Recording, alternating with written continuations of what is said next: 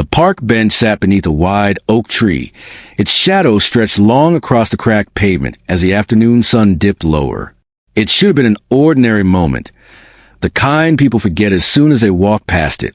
But for the man sitting there, exhaustion pressed heavy on his shoulders, and for the girl standing nearby, courage trembled in her chest. She balanced carefully on one leg, her crutches resting against her side, eyes fixed on the empty space beside him. When she finally asked if she could sit there, the world seemed to hold its breath, because both of them were carrying far more than anyone could see. Before the story goes any further, pause for just a moment. If you believe in kindness quests, in second chances, and in small moments that quietly change lives forever, please like this video, comment, share it with someone who needs hope today, and subscribe to the channel.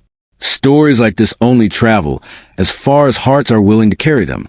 The man's name was Daniel Harper, a single father doing his best to hold life together after it fell apart.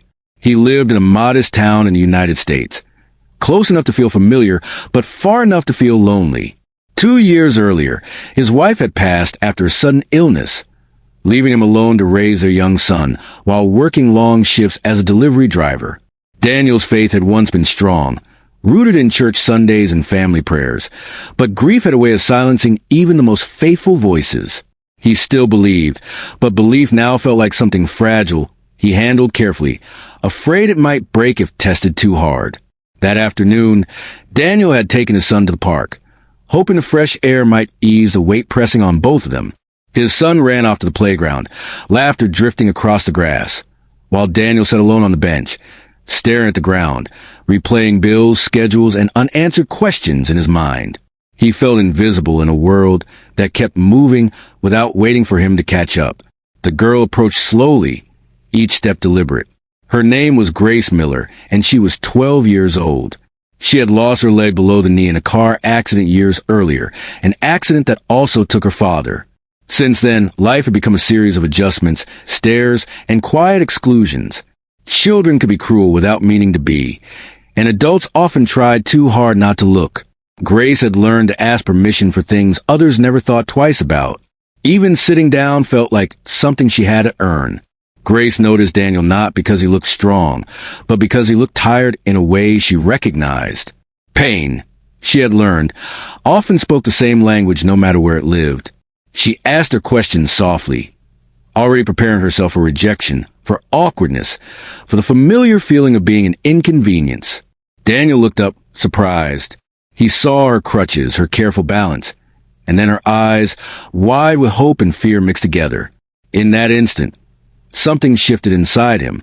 He saw not a problem to solve, but a person asking to be included. A memory surfaced of his own son asking for comfort during sleepless nights, of how easy it was to give kindness when someone truly needed it, and how rare it was to slow down enough to notice.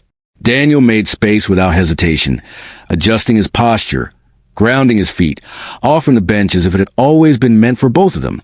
Grace lowered herself carefully, relief washing over her face. She did not expect what followed. She expected tolerance. What she felt instead was welcome. They sat in silence at first, the kind that does not demand anything. Birds moved through the branches overhead. Children shouted and laughed nearby. Grace felt something loosen in her chest, a tension she carried everywhere without realizing it. Daniel felt it too. The moment reminded him that he was still capable of showing up for someone, that grief had not emptied him completely. Grace had spent years feeling like she took up too much space just by existing. People either hovered with pity or avoided her altogether. Sitting there beside Daniel, she felt normal, seen, equal. Daniel, in turn, felt something he had not felt in a long time. Purpose without pressure. Kindness without cost. As the minutes passed, Grace noticed Daniel's son playing nearby. She watched the way Daniel's eyes followed him instinctively, protective and proud. It reminded her of her own father, memories softened by time, but still powerful. Loss recognized loss, even when words were never spoken. Eventually, Grace's mother appeared from across the park, concern on her face turning to surprise when she saw her daughter sitting calmly beside a stranger. Grace waved, smiling in a way that felt rare even to herself. Her mother approached cautiously, ready to apologize, ready to explain. Instead, she found a moment she did not want to interrupt. When Grace stood to leave, steadying herself carefully, emotion caught her off guard. Tears filled her eyes, not from sadness, but from release. She realized how long it had been since someone had treated her request as ordinary instead of burdensome. How long it had been since she felt included without explanation. Daniel watched her go, heart heavier and lighter all at once. He did not know why the small interaction mattered so much, only that it did. That night, as he tucked his son into bed, he prayed for the first time in weeks without bitterness. He thanked God not for answers, but for reminders. Reminders that kindness still worked, that he still mattered, that small choices could ripple farther than he imagined. Days passed, but the moment stayed with both of them. Grace carried it into school hallways and doctor visits, into places where she usually braced herself for disappointment. Daniel carried it into his work days, his parenting, his quiet moments alone. He began volunteering at a local support group for children with disabilities, not because he felt called to be a hero, but because he understood how much a single seat on a bench could mean. Life did not suddenly become easy for either of them. Grace still faced challenges, surgeries, and difficult days. Daniel still struggled with finances, exhaustion, and grief. But something had shifted. They had both been reminded that the world could still be gentle, that people could still choose compassion without being asked. If this story is touching your heart right now, if it reminds you of a moment when a small kindness changed everything, please take a moment to like this video and share it with someone who needs encouragement today. These stories grow when they are passed hand to hand, heart to heart. Months later, Daniel saw Grace again at a community event.